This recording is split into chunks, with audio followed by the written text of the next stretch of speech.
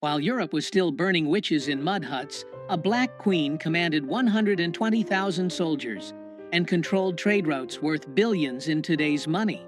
Her name was deliberately erased from your textbooks. She wasn't alone. 5 African queens built empires so powerful that European kings begged for their gold, then rewrote history to pretend they never existed. This is their story. Let's go back, way back. We're talking about a time when the word Europe barely meant anything. When Rome was just getting started and Greece was still figuring out democracy. During these centuries, while tribal villages dotted the European landscape, African queens were already commanding armies of thousands, building architectural marvels, and controlling trade routes that connected 3 continents. These weren't ceremonial figureheads wearing crowns for show. These were military generals who led from the front lines. Economic masterminds who controlled resources that made kingdoms rich beyond measure. Builders of civilizations so advanced that when Europeans finally arrived centuries later, they literally couldn't believe black people had created them. But here's the thing they don't teach you in school. Here's the part that gets conveniently left out of every history textbook you've ever opened. European colonizers didn't just conquer Africa. They waged a war on African memory itself. They systematically destroyed libraries, burned ancient texts, melted down golden artifacts, and demolished temples.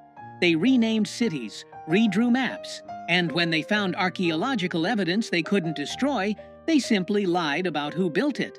They claimed Egyptians weren't really African. They said Nubians were actually more Middle Eastern. They looked at stone cities in Zimbabwe and declared with absolute confidence that Africans couldn't possibly have built something so sophisticated. It must have been foreigners. It must have been anyone else. This wasn't accidental. This was policy.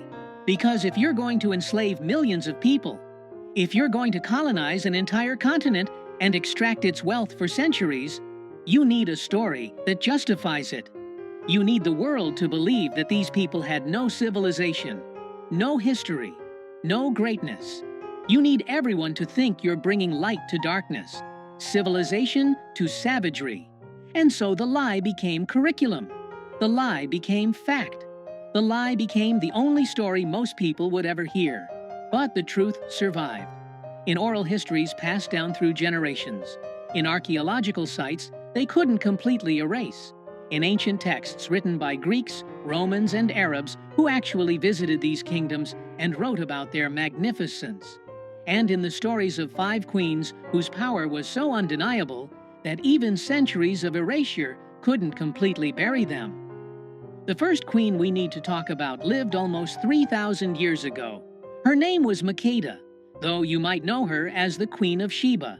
She ruled a kingdom that spanned modern-day Ethiopia and Yemen, and she controlled something that made her phenomenally wealthy: frankincense and myrrh.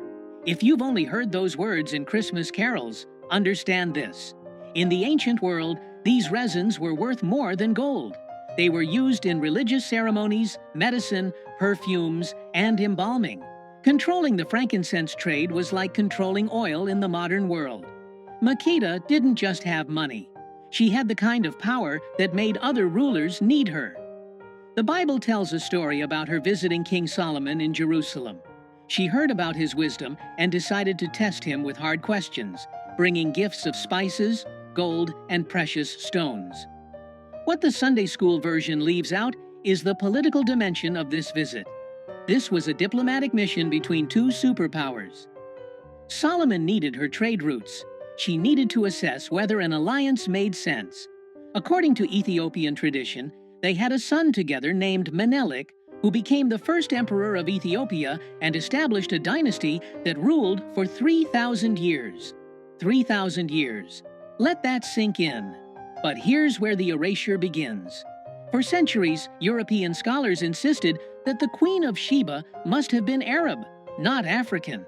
They couldn't accept that a black woman had the wealth and intelligence to impress Solomon. They twisted geography, ignored Ethiopian historical texts, and created elaborate theories to avoid giving credit where it was due. Because acknowledging that a black African queen ruled one of the ancient world's wealthiest kingdoms, that she was educated enough to challenge Solomon's wisdom, that she was powerful enough to negotiate as an equal. That would contradict everything they needed people to believe about Africa. Now let's jump forward to around 40 BCE. The Roman Empire is at its height. Caesar Augustus, the first Roman emperor, is expanding his territory in every direction. Rome is supposed to be invincible, the greatest military force the world has ever seen. And then they meet Queen Amanirenas of Kush. Kush, located in what's now Sudan, was also called Nubia. It was an ancient civilization that had been around longer than Rome itself. They had their own pyramids, their own written language, their own sophisticated society, and they had no intention of bowing to Rome. When Augustus tried to impose taxes on Nubia after conquering Egypt, Amanirenas gave him an answer he wasn't expecting. She raised an army of 30,000 soldiers, marched north, and absolutely destroyed 3 Roman forts. She didn't just defeat the soldiers, she sent a message. She beheaded statues of Augustus and buried his bronze head under the steps of a temple so people would walk over his face for eternity. That head, by the way, is now in the British Museum, though they rarely mention this part of the story. Rome was furious. This wasn't supposed to happen. They sent 10,000 legionnaires south to crush this rebellion. And then something extraordinary occurred. Amanirenas fought them to a standstill. For 5 years, this one-eyed warrior queen held off the greatest military machine in the ancient world. She used guerrilla tactics, superior knowledge of the terrain, and tactical brilliance to make every Roman victory Pyrrhic. The war became too expensive, too bloody, too difficult. And so Rome, the empire that supposedly never surrendered, did something almost unthinkable. They negotiated a peace treaty. They agreed to exempt Kush from all taxes. They pulled their troops back and let Amanirenas keep her kingdom independent. Think about that for a second. A black African queen defeated the Roman Empire. Not in legend, not in myth, but in documented historical fact. Roman historians wrote about it. Archaeological evidence confirms it. And yet, how many people have ever heard of Amanirenas? How many history classes teach that Rome lost a war to a Nubian queen? The story gets buried in footnotes, while Roman victories over barbarians fill entire chapters. Because acknowledging that a black woman outmaneuvered and defeated Roman generals disrupts the entire narrative of Western superiority. Fast forward about 1,600 years to the Kingdom of Ndongo in what's now Angola. The year is 1624, and the Portuguese have arrived in force. They're not exploring. They're not trading as equals. They're hunting for slaves to fuel the transatlantic trade that will devastate Africa for centuries. And they've just met someone who will make their lives absolutely miserable for the next 30 years. Her name is Nzinga Mbande. Nzinga was born into royalty, but she had to fight for every ounce of respect in a world determined to deny it to her. When she first met with the Portuguese governor as her brother's ambassador, they deliberately didn't provide her with a chair. It was a power move, meant to force her to stand or sit on the floor while the governor sat elevated. Nzinga refused to accept the disrespect. She gestured to one of her servants, who immediately got on hands and knees, and she sat on her servant's back as if it were a throne. She negotiated the entire treaty from that position, making it clear that she would not be looked down upon. When her brother died under suspicious circumstances and she took the throne, the Portuguese thought they could manipulate or intimidate her. They were catastrophically wrong. Nzinga proved to be a military genius who understood something the Portuguese didn't expect from an African ruler. She understood European politics. She played the Portuguese off against the Dutch. She converted to Christianity when it was politically useful, then renounced it when it wasn't. She offered sanctuary to escaped slaves and runaway soldiers, building her army with people who had every reason to hate the Portuguese.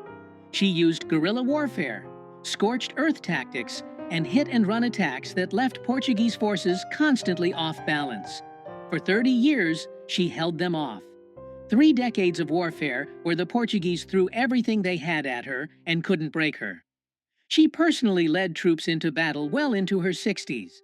She negotiated treaties, broke them when necessary, and refused every attempt to make her submit. When she died at age 80, she died undefeated, having freed thousands of enslaved Africans and having prevented the Portuguese from fully conquering her kingdom during her lifetime. And how did history remember her? Portuguese records called her a witch, a savage, a demon. They couldn't admit that they'd been fought to a standstill by a black woman, so they demonized her instead. For centuries, her story was either erased or twisted into propaganda about African barbarism. Only recently have historians begun to recognize her for what she actually was, one of the greatest military and political minds of her era, fighting a desperate war against an enemy that wanted to enslave her entire people. But let's go back even further, because we need to talk about a title rather than a single person. In the kingdom of Kush, there was a word, Kandak. In Greek, it became Candace. It meant queen, but not just any queen. It meant a warrior queen who ruled independently, who commanded armies, who made her own decisions without a king telling her what to do. Between about 300 BCE and 300 CE, multiple Kandaks ruled Kush, and their reputations were so formidable that conquerors thought twice before invading. When Alexander the Great was sweeping across the known world, conquering everything in his path, he reached the borders of Nubia and stopped.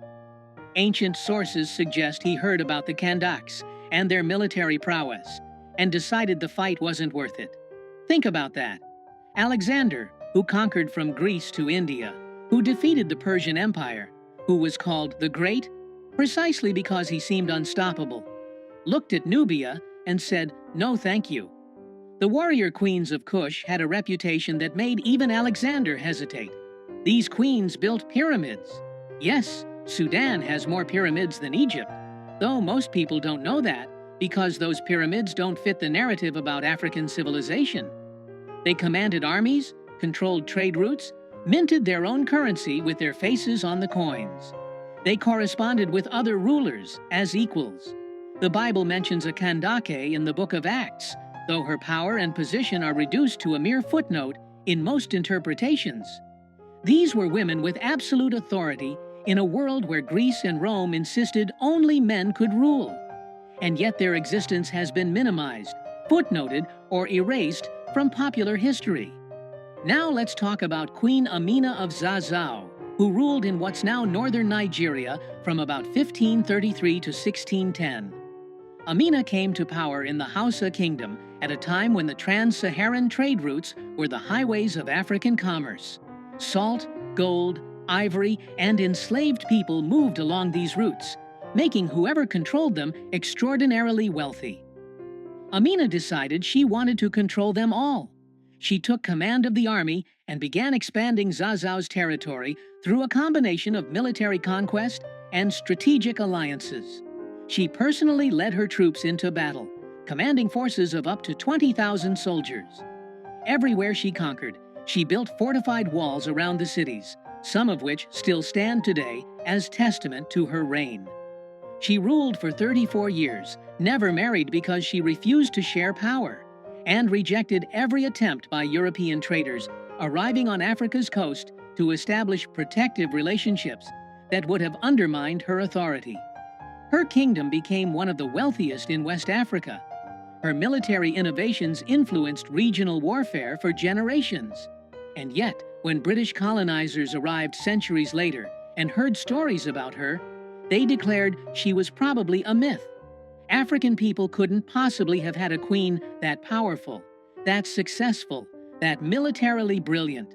It must be exaggerated folklore. Never mind the oral histories that had preserved her story in remarkable detail. Never mind the archaeological evidence. Never mind that other documented historical sources confirmed her existence. The British needed Africans to seem primitive, uncivilized, incapable of self-governance. A queen like Amina contradicted that story, so they simply dismissed her as legend until modern archaeology proved them wrong. Do you see the pattern now? Do you understand what was done? It wasn't just about conquering territory, it was about conquering memory, Because if people know their ancestors built empires, ruled kingdoms, defeated Roman legions, and commanded vast wealth, they won't accept being treated as inferior. They'll know their subjugation is a lie, and so the records had to be destroyed. The libraries of Timbuktu, containing hundreds of thousands of manuscripts documenting African history, science, and literature, were burned. The gold artifacts that proved African metallurgical sophistication were melted down. The stone buildings were attributed to anyone except the Africans who actually built them, and the powerful women who ruled were either erased entirely or reduced to footnotes, their power stripped away, their accomplishments minimized. The lie they told was simple. Africa had no civilization before Europe arrived. Africans had no history worth teaching. Black people built nothing, invented nothing, ruled nothing. Everything good in Africa must have come from outside. This lie justified slavery, because how could it be wrong to enslave people who had never achieved anything on their own? This lie justified colonization, because Europeans were supposedly bringing civilization to darkness. This lie justified theft, because the resources of Africa belonged to whoever was sophisticated enough to extract them, and Africans supposedly weren't. But here's the truth they tried to bury. When Europeans finally reached West Africa in the 1400s, they found cities that dazzled them. They found the Mali Empire with a GDP that dwarfed medieval Europe. They found Timbuktu with universities older than Oxford, where scholars studied mathematics, astronomy, law, and medicine. They found Benin with bronze casting so technically advanced that Europeans couldn't figure out how it was done and assumed it must have been imported. They found Great Zimbabwe with stone architecture so sophisticated that colonizers spent decades insisting Phoenicians or Arabs must have built it, because accepting that Africans created it was ideologically impossible. They found Mansa Musa, a black emperor who went on Hajj to Mecca and gave away so much gold along the way that he crashed the Mediterranean economy for years. He was literally too rich for the economic systems of his time to handle. He built libraries, universities, and mosques. He turned Timbuktu into an intellectual center of the Islamic world. And he did all of this while ruling an empire larger than Western Europe. And yes, they found evidence of these 5 queens and dozens more like them. Women who commanded armies, while European women couldn't own property.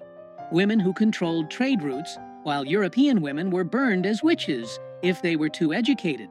Women who built dynasties that lasted longer than most European kingdoms existed. African civilizations didn't fall because they were primitive or inferior. They were systematically destroyed by the transatlantic slave trade and European colonization. Over 400 years, an estimated 12 to 15 million Africans were kidnapped and enslaved. Entire regions were depopulated. Sophisticated political structures were deliberately shattered. Economic systems were redirected to serve European interests. And then, when colonizers had finished extracting wealth and destroying societies, they pointed at the devastation they'd caused and said, "See? They were never civilized to begin with." The evidence of the lie is everywhere if you know where to look.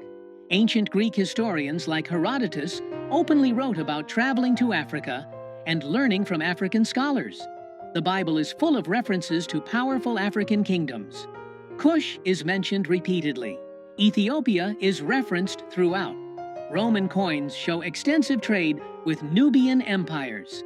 Medieval Arab scholars wrote detailed accounts of visiting West African kingdoms and being amazed by their wealth and sophistication.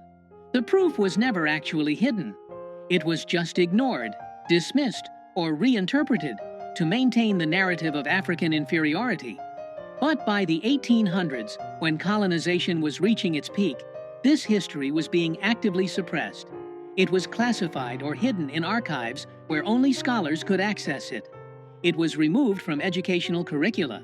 It was declared unreliable or exaggerated, because if people knew that Africa had queens ruling empires while Europe was barely literate, how could you justify the colonial project?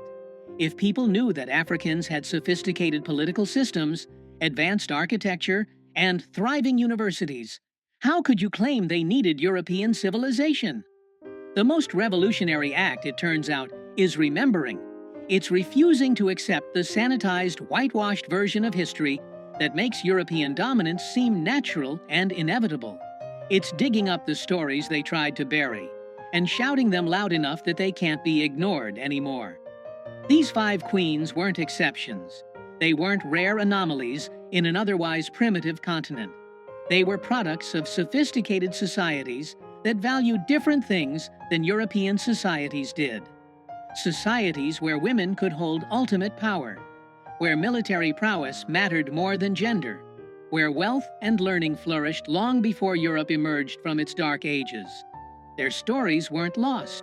They were stolen, deliberately, systematically, as part of a centuries-long campaign to make people forget that Black civilizations built empires, that Black rulers commanded respect from other world powers, that Black people have always been capable of extraordinary achievement when not subjected to systematic oppression and erasure. History is written by conquerors, yes, but the truth survives. It survives in the archaeological evidence they couldn't completely destroy. It survives in oral traditions passed down through generations, despite every attempt to silence them. It survives in the ancient texts that documented these kingdoms before anyone had a political reason to pretend they didn't exist. And it survives in the DNA of every person descended from these civilizations, carrying the legacy of queens and emperors, whether they know it or not. Erasing a people's past is how you control their future. If you don't know your ancestors built empires, commanded armies, accumulated wealth that made European kings jealous, and ruled with wisdom that other civilizations respected, then you might believe the lie that you're inherently inferior. You might accept subjugation as natural. You might not fight for the power that is your birthright, but resistance is Black history. From Amanirenas defeating Rome to Nzinga fighting Portuguese colonizers, from the Kandakes building pyramids to Amina expanding kingdoms, every generation has fought erasure. Every generation has refused to disappear. Every generation has preserved some piece of the truth and passed it forward. Your textbooks lied. These queens ruled the world before Europe even knew that world existed. They commanded wealth, respect, and power that rivaled anything their contemporaries achieved. And remembering them isn't just about correcting historical inaccuracy. It's about understanding that the current world order, where European and European-descended powers dominate, isn't natural or inevitable. It's the result of specific historical processes of violence, theft, and erasure. It's a construct that can be challenged and changed. Because the most dangerous thing you can do to a system built on lies is tell the truth. The truth that Africa had civilizations when Europe had villages. The truth that Black women ruled empires with authority that made men bow. The truth that African achievement was systematically erased to justify centuries of exploitation. The truth that we carry the legacy of queens, remember their names, tell their stories, refuse to let them be forgotten again. Because they didn't fight their wars, build their empires, and rule their kingdoms so that their descendants would believe the lies of their conquerors. They did it so we would know, so we would remember, so we would understand that greatness is our inheritance, no matter how many centuries of propaganda say otherwise.